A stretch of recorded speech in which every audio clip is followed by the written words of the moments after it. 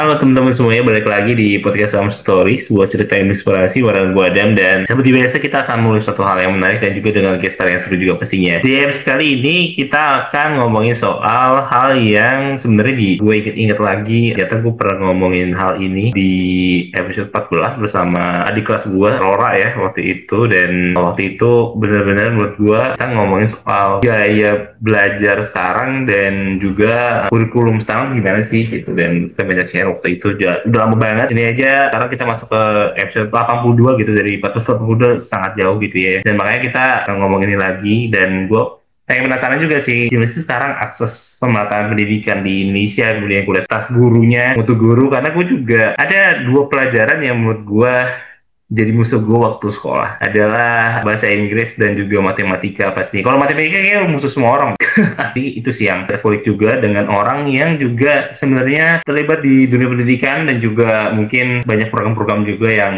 dia lakuin juga. Dan hari ini gue nggak sendiri seperti biasa untuk membahas satu topik, ada Ezer. Halo, apa kabar? Oh, teman-teman, senang sekali bisa ngobrol di sini. Kabarku baik. Sekarang lagi di Surabaya. Oh, oke. Sekarang lagi sibuk apa nih, Ezer? Jadi di Surabaya, aku sama Rafsi, kami berdua dari Education Reform, kemudian sama-sama team up, kami putuskan untuk pergi ke Surabaya buka les-lesan, namanya Kogito Academy.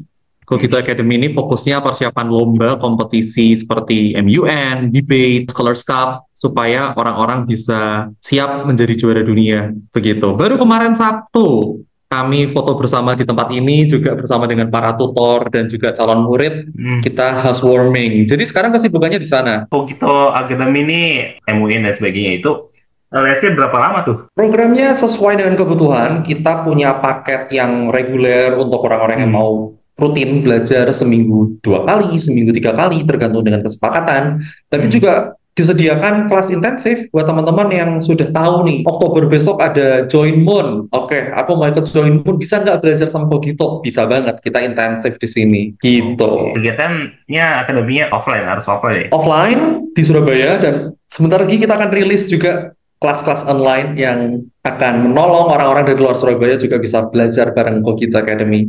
Oke, mantap nih. Ya, nanti buat teman-teman yang tertarik ya bisa join juga tuh kegiatannya di Begitu Academy ya. Apalagi sekarang Betul. banyak banget ya, kayaknya zaman gue kayaknya nggak ada yang mikirin MUN deh kayaknya. Dulu Exactly. nggak ada gitu. Zaman kami, Iya. kami berdua ketika sekolah pun juga nggak banyak gitu. Justru karena itulah Ah. kami mendirikan Kogito. Iya, iya, iya, iya. Perkembangan sekarang tuh akses lebih mudah banget sih. Dulu ibaratnya kayak salah satunya kegiatan yang menurut aku bisa ikut ya paling yang buatin yang anak-anak yang pinter ya pastinya itu kegiatan yang OSN? WSN, WSN, iya bener-bener. Iya, WSN paling Yes. gitu, ya kan. Selain aktif di kegiatan di Kugita Akademi, untuk di dunia pendidikan lo bisa cerita nggak nih? Aktifnya di mana Boleh. sih sebenarnya?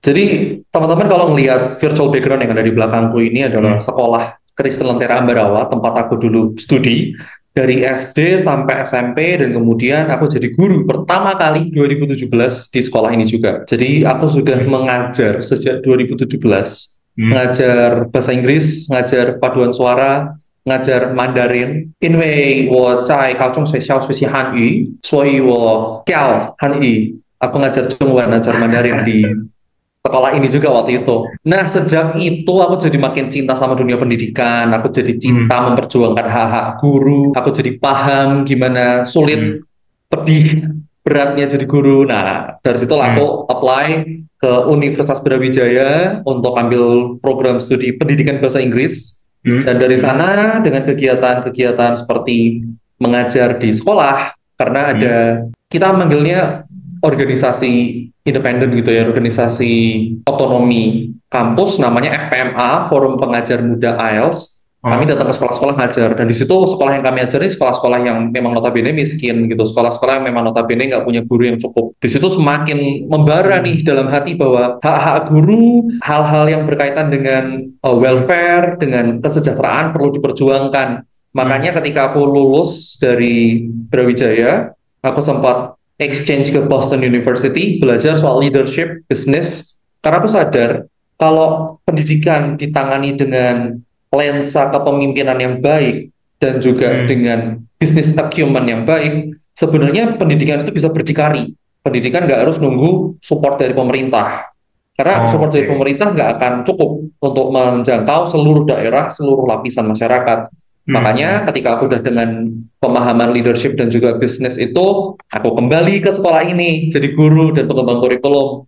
Pas aku masuk Hmm. tanggal 2 Februari 2022, seminggu kemudian kurikulum Merdeka rilis. Dan ini menarik karena sekolah kami sudah menggunakan kurikulum dengan pendekatan multiple intelligences dari 2007. Jadi aku dulu belajar dengan pendekatan itu berbasis proyek, guru-gurunya menyenangkan itu udah dari lama. Begitu kurikulum Merdeka keluar, kita ngerasa kayak inilah yang kita sudah lakukan selama ini. Jadi kayak ada support legitimasi dari menteri, dari pemerintah. Akhirnya sekolah ini makin berjaya deh dalam pembelajaran. Kita gunakan metode-metode Hmm. yang tidak kolonial gitu, yang gurunya Iya, tidak iya, iya. marah-marah di kelas, tapi gurunya justru memfasilitasi pembelajaran gitu kan. Benar, Tapi benar. ini perjalanan nggak panjang. Ketika aku ada di sekolah ini cuma 2 tahun Hmm. sebagai guru, sebagai pengembang kurikulum. Kemudian aku keterima beasiswa ke Amerika tahun Oke. 2024. Jadi aku pikir it's time to say goodbye. Mungkin bukan goodbye tapi see you later. Aku pamit sama sekolah ini pengen berangkat ke Amerika. Nah, waktu mau berangkat bulan Juni dapat konfirmasi beasiswanya nggak jadi. No, no, no. Beasiswanya Oke. batal.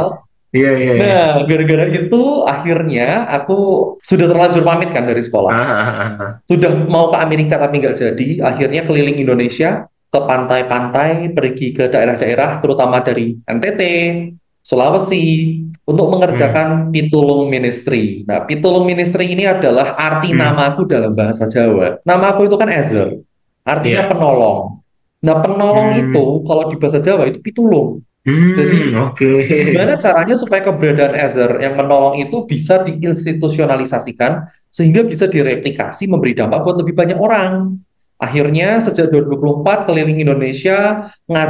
ngajar apa? Ngajar soft skills. Kita ngajar bagaimana berpikir kritis, bagaimana berkreasi, bagaimana Hmm. berkolaborasi, bagaimana Hmm. berkomunikasi dengan efektif. Itu keliling ke Iya. beberapa sekolah yang kebetulan juga mitra dari Taman Bacaan Pelangi. Jadi itu Hmm. sebuah institusi yang memang sudah established dari 2009. Mereka bikin perpustakaan ramah anak. Nah, kami kolaborasi Hmm. untuk ngajar-ngajar di sana. Fast forward ketika 2024 sudah mau tutup, sudah mau berakhir, Hmm. aku sempat bekerja juga untuk Pak Gita Wirjawan untuk Endgame Podcast dan di Oh, sana dapat oke. dukungan untuk mengembangkan Pitulung. Jadi akhirnya dari dukungan tim Endgame itulah aku kepikiran untuk membawa anak-anak muda dari kotaku sendiri, dari Ambarawa, dari Hmm. sekolahku sendiri, sekolah Kristen Lentera Ambarawa yang tadi aku udah mengajar di sana, untuk Hmm. persiapan kuliah. Jadi akhirnya sekarang Pitulung punya program juga namanya Start Scholarship, di mana kita nggak cuma Hmm. ngajar, kita juga siapin dana-dana bantuan pendidikan untuk dia bisa siap kuliah. Dan di sisi lain, kami di Pitulung juga kasih beasiswa ke sekolah ini. Jadi kami sudah lakukan itu sebenarnya 6 tahun, tapi baru disebut beasiswa Pitulung setahun terakhir sejak Pitulung lahir.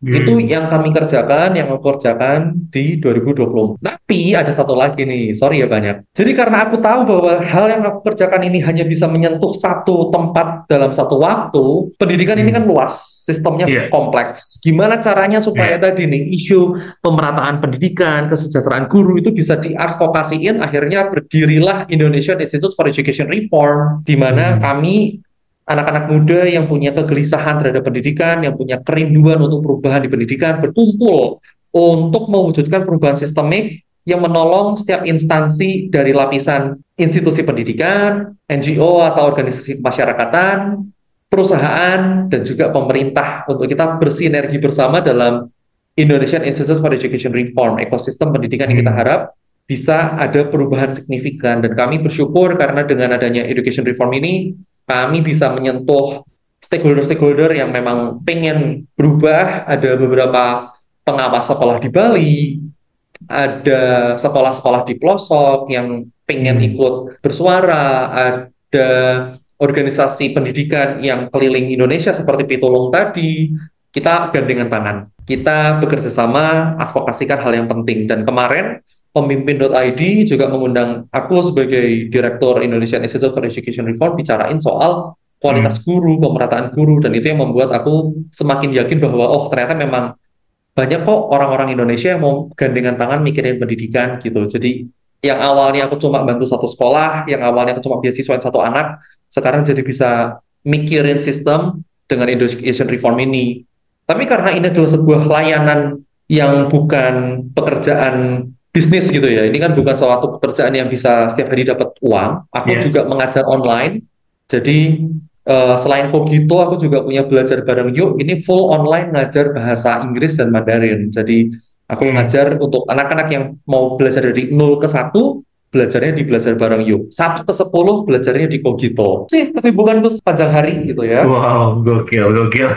Gokil sih. Lu udah terlibat di banyak hal dalam pendidikan juga. Menurut lu sendiri kayak apa sih masalah terbesar pendidikan saat ini gitu?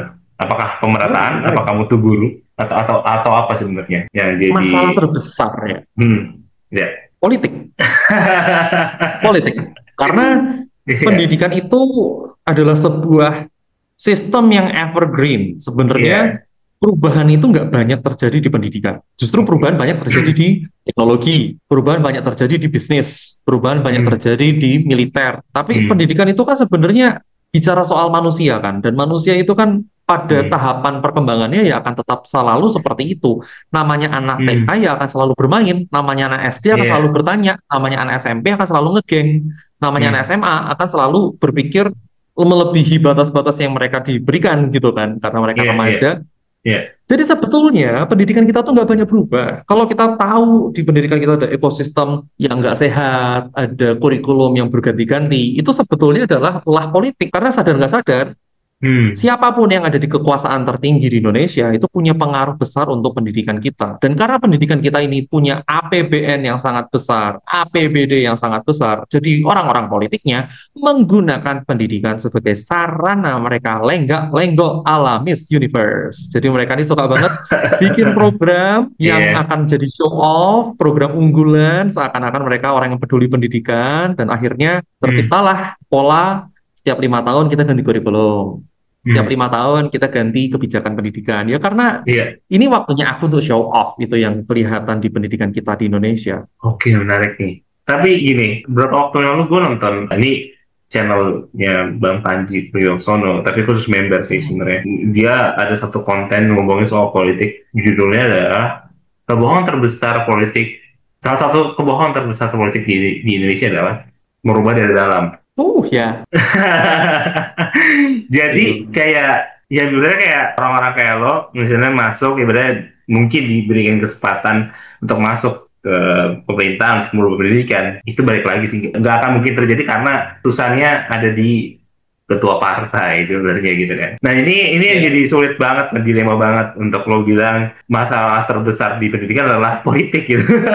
Sedangkan untuk merubah dari dalam kita nggak bisa gitu. Itu adalah orang-orang yang di luar. Jadi Setuju. ya gimana caranya merubah orang di luar ini gimana sih apa yang lo lakuin apa gimana sih caranya gitu untuk ini menyelesaikan pendidikan kita juga gitu dari lo. Ada prinsip komunikasi namanya show don't tell. Iya. Tunjukkan, jangan kasih tahu. Hmm. Nah, kalau teman-teman tadi Oke. ingat bahwa dalam keseharian aku berkesempatan untuk keliling Indonesia, ngajar di Hmm. sekolah-sekolah pelosok, aku berkesempatan untuk kumpulin dana untuk beasiswa, Hmm. aku berkesempatan juga untuk riset bareng dengan education reform, Iya. aku juga ngajar. Kira-kira bisa ketebak nggak teman-teman bahwa pada akhirnya yang berpengaruh itu bukan apa yang kamu omongin, tapi apa yang kamu lakuin. Maksudku gini, Hmm. kita semua bisa Oke. yapping soal pendidikan. Kita bisa jadi influencer yang katanya paling pendidikan gitu ya. Kita datang ke talk show, kita Iya, datang iya. ke podcast, ngomongnya kayak pendidikan kita tuh begini, begini, begini. Tapi kalau kita nggak ada yang gerak, ya it's going Hmm. to be a topic only, berhenti jadi sebuah topik. Tapi akan Hmm. berbeda ketika kita menggunakan kapasitas berpikir kita, kapasitas bergerak kita, project management, kita kolaborasi, gandeng tangan, yuk kita kerjain sesuatu di Cirebon, yuk kita kerjain sesuatu di NTT, yuk kita Hmm. kerjain sesuatu di mana ada sekolah, bahkan di Jakarta sendiri banyak sekolah-sekolah miskin. Kayak nggak harus nunggu pemerintah ngelakuin sesuatu, nggak harus nunggu ada kebijakan aneh Hmm. untuk dibicarain. Kebijakan aneh itu akan terus ada gitu, tapi yang nggak akan ada adalah perubahan dari kita, dari anak-anak muda, dari orang-orang yang ada Hmm. di lapangan, yang mau turun tangan. Dan turun tangannya tidak harus serta-merta jadi guru ya, karena ya Iya. balik lagi, menjadi guru bukan untuk semua orang, dah lagi di Indonesia juga nggak sejahtera. Yang bisa kita lakukan adalah kalau di Pitulung nih, kami punya prinsip 3D, doa, Oke. daya, dana. Kamu bisa dukung pendidikan lewat doa. Kapan terakhir kali kamu doakan sistem pendidikan kita untuk berubah? Kapan terakhir kali kamu berdoa supaya guru-guru kita sejahtera? Kapan terakhir kali kamu berdoa dengan menangis sampai kamu sujud dan kamu merongrong berteriak kepada Tuhanmu supaya pendidikan kita tidak lagi jadi ajang pageant politik? Kapan? Kalau belum pernah, mulai malam ini, mulai hari ini, kita coba berdoa untuk pendidikan kita. Yang kedua, daya. Ya tadi, bisa kita volunteer, bisa kita datang, kita Hmm. advokasikan, kita suarakan, kita refer teman kita. Misalnya kayak, Zer, aku nggak bisa ngajar, tapi aku punya teman yang bisa ngajar, mau nggak kenalan? Itu yang kami lakukan di Pitulung, itu yang kami lakukan di Education Reform. Zer, aku ini pebisnis kopi, tapi aku pengen bantu pendidikan. Bisa nggak aku sponsorin anak-anak? Mereka punya lapangan basket, nanti logo kopiku aku taruh di lapangan basket itu kan ada tuh sekarang di sekolah-sekolah SMA kan banyak tuh Iya, lapangan yang iya. aku nggak bisa sebut mereknya tapi itu bisa jadi salah satu dukungan gitu kan daya kamu Hmm. bisa lakukan apapun yang kamu kerjakan seperti hari ini kalau ada punya podcast ya udah ayo kita ngobrolin akhirnya suaraku jadi terdengar ke teman-teman kan teman-teman bisa dengerin Iya. ini itu daya dan yang ketiga dana seperti Hmm. di Pitulung kami kumpulin dana untuk beasiswa anak-anak di Lentera kenapa nggak kita crowdfunding untuk yuk kita sumbang sumbang duit ke mana gitu ke sekolah yang mereka membutuhkan, ke anak-anak yang membutuhkan. Tapi Hmm. jangan kasih duit ke sekolahnya atau jangan kasih duit ke kepala sekolahnya karena itu jadi kayak memberi makan troll. Kita harus bijak dalam memberi dana. Bisa jadi Hmm. uangnya tidak dipakai untuk yang lain-lain karena korupsi adalah budaya kita. Valentine bukan budaya Indonesia, tapi korupsi adalah budaya Indonesia. Nah, makanya jangan sampai kita memberi ruang untuk korupsi. Iya, iya, iya. Oke, menarik, menarik. Lo juga tadi cerita soal lo udah keliling banyak tempat gitu ya, melihat pendidikan langsung. Sebenarnya keadaan sekarang tuh seperti apa sih? Apalagi sekarang tuh kita kalau nggak salah udah ganti kurikulum lagi. Balik lagi ya ke kurikulum lama ya? Nggak, udah nggak merdeka Nggak, kita lagi ke ya? deep learning sekarang. Deep learning ya? Iya. Itu gimana sekarang? Ya kondisinya timpang ya. Ketika daerah-daerah yang mereka anaknya nggak bisa makan, mereka nggak dapat MBG. Aku kemarin ke Sulawesi tanya, kalian dapat nggak MBG? Enggak, karena yang dapat yang di Hmm. kota. Lah, gimana sih ini program gitu kan? Terus aku bilang, bersyukur teman-teman nggak dapat MBG, karena berarti teman-teman aman. Karena teman-teman yang dapat, mereka sekarang lagi di rumah sakit, beresin pencernaan mereka. Iya benar lagi.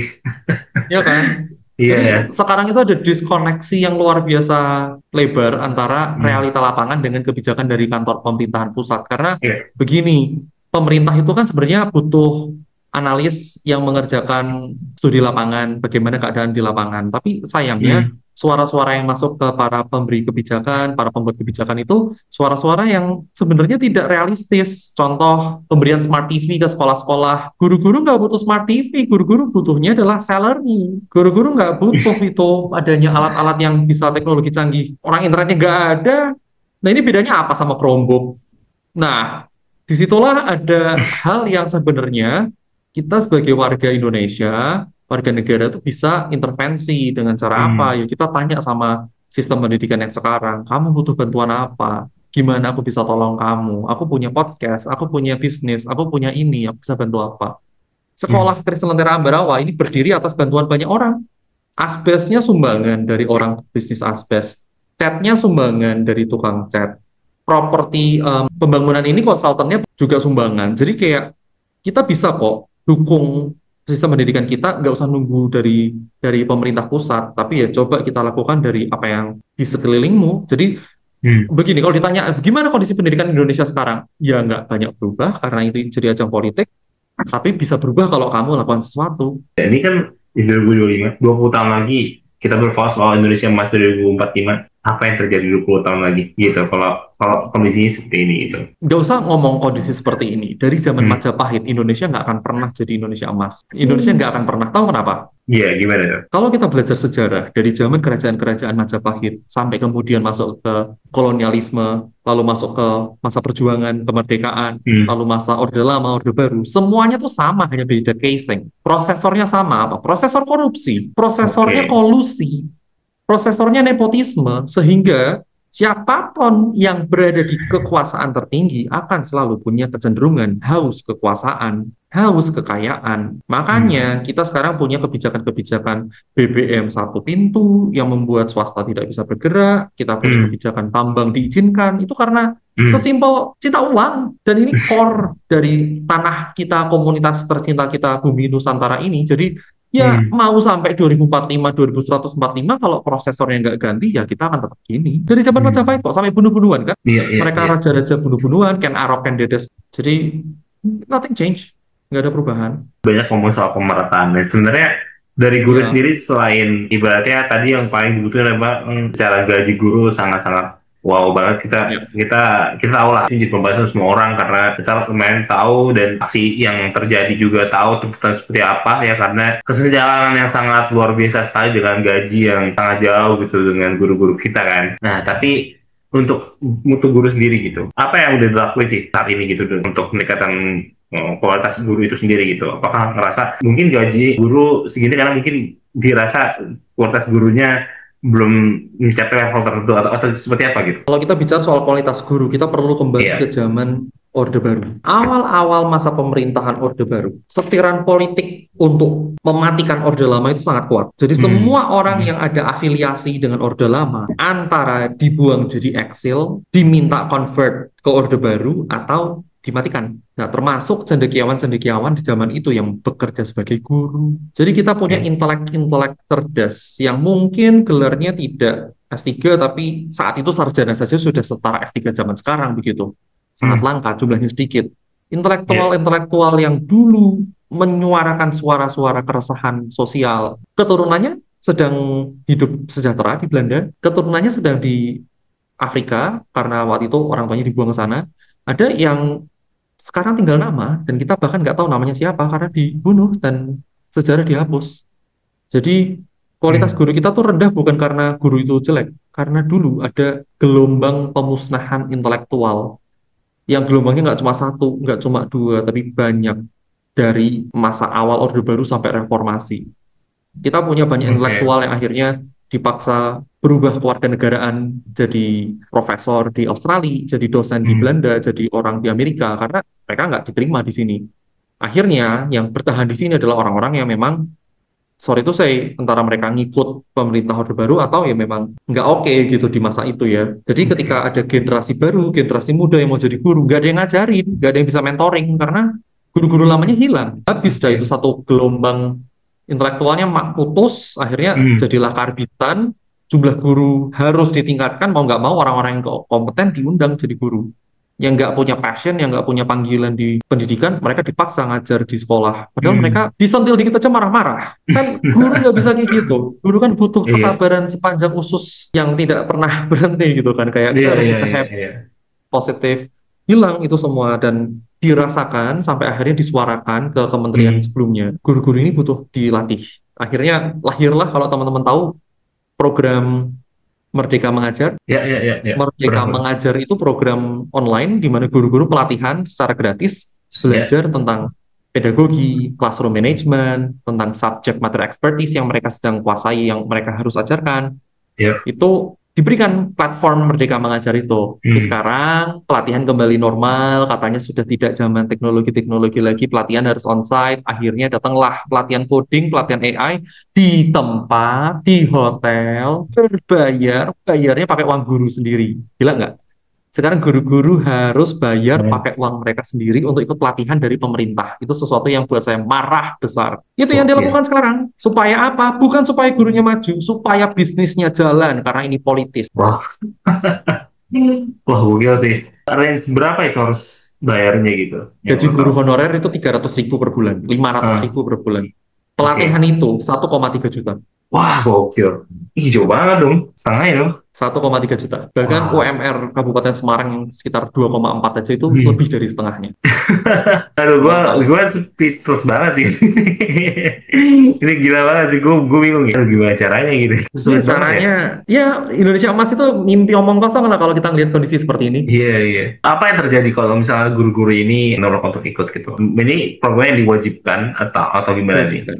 Diwajibkan ya berarti. Diwajibkan dan ada absensinya, nanti berpengaruh dengan performa pengawas sekolah di situ, berpengaruh dengan Oh, oke. hal-hal yang berbau dengan administrasi birokrasi. Jadi ya mau nggak mau guru-guru harus ikut atau kalau nggak dikasih warning. Wah, gokil tuh gimana cara itu Itu tuh bahkan lebih guru intinya. komplain ke saya, Heeh, ke mentor saya. heeh. Tapi dari lo sendiri ini sertifikasi guru ini apakah memang yang ya kalau menurut mereka solusi untuk meningkatkan guru, tapi menurut lo sendiri apakah itu jadi solusi sebenarnya atau gimana untuk meningkatkan guru dari guru sendiri gitu? Sertifikasi itu bisa mendatangkan juga stimulus insentif. Hmm. Kan orang yang sudah ikut sertifikasi, ini beda ya sama pelatihan yang tadi ya. Kalau sertifikasi guru itu kan program Hmm. pemerintah yang memang diberikan untuk orang-orang terpilih, mereka akan dapat proses pelatihan, mereka Hmm. lulus, mereka dapat sertifikasi dan mereka dapat tambahan tunjangan.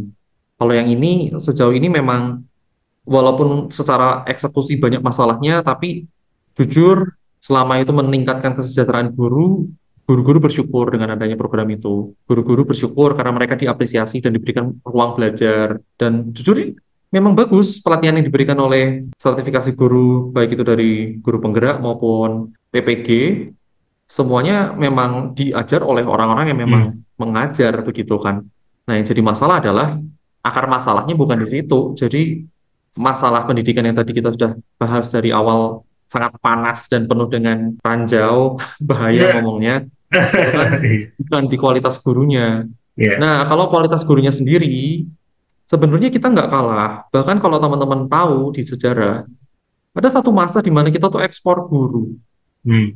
Malaysia itu dulu nggak punya banyak guru, mereka minta guru dari Indonesia karena kita adalah pencerita yang ulung. Orang Indonesia suka Hmm. nongkrong, suka ngobrol. Jadi ketika ngajar mereka suka banget. Jadi sebenarnya secara kompetensi guru-guru Indonesia itu mumpuni. Tapi Iya. karena dililit oleh sistem yang sangat toksik ini, Hmm. diikat dengan ikatan administrasi yang membebani dan kemudian dengan ketidakjelasan tunjangan dan ketidakjelasan kesejahteraan ya, Iya. ya bayangin aja begini deh, kalau rekeningmu 400.000 di bank, kamu bisa mikir nggak untuk inovasi pembelajaran? Nggak bisa, kamu cuma mikir besok mau bayar ini pakai apa. Oke, thank you banget Ezar udah sharing banyak sama gue hari ini. Seru banget sih. Baik, Gue banyak dapat insight juga tentang pendidikan di hari ini ya, dan sangat luar biasa tantangannya. Mudah-mudahan lo diberikan kekuatan selalu istiqomah di dunia pendidikan. amin, amin. Dan buat temen-temen nih yang mau lihat saat lo atau ikutin kegiatan lo, bisa banget lo mungkin share sosial media, dan mungkin tadi bisa Boleh. tadi yang lo share juga tadi Kogita Academy dan lain juga, itu di mana bisa aksesnya. Teman-teman bisa buka Instagram @eleazar mulyono, tapi Mulyononya itu Mueljono karena ejaan nama. Di Ya. situ sudah ada direktori apa saja yang aku kerjakan. Aku juga punya teman-teman yang collab post di situ tentang pendidikan. Jadi kalau teman-teman memang tertarik dengan isu ini, please follow, come visit, DM, kita bisa ngobrol, bicarain soal pendidikan, karena ini adalah sebuah ajang di mana kita saling berbagi kasih. Pendidikan itu bukan bicara soal otak saja, tapi juga soal hati. Bagaimana guru-guru menyentuh jiwa murid, bagaimana guru-guru memahami situasi murid, itulah yang menjadi pembeda antara guru dengan teknologi. Guru nggak akan pernah terganti dengan AI, karena guru itu punya jiwa yang peduli terhadap muridnya. Tadi langsung banget bisa follow dan ikutin juga di sosial media Ezar ya. Tadi juga di bio juga ada tuh yang tadi kita ngomongin di awal juga, kegiatan-kegiatannya Ya, juga. Dan buat teman-teman juga yang ingin lebih sama atau ada ide untuk konten podcast Some Story selanjutnya, bisa banget visit Instagram di podcast_Some Story, dan juga bisa melalui email kita di podcast_somestory@gmail.com. Dan thank you buat teman-teman semuanya sudah mendengarkan Samtalk Podcast Some Story episode ke-82 bersama Ezar, and see you on the next episode. Dadah semuanya. thank you everyone.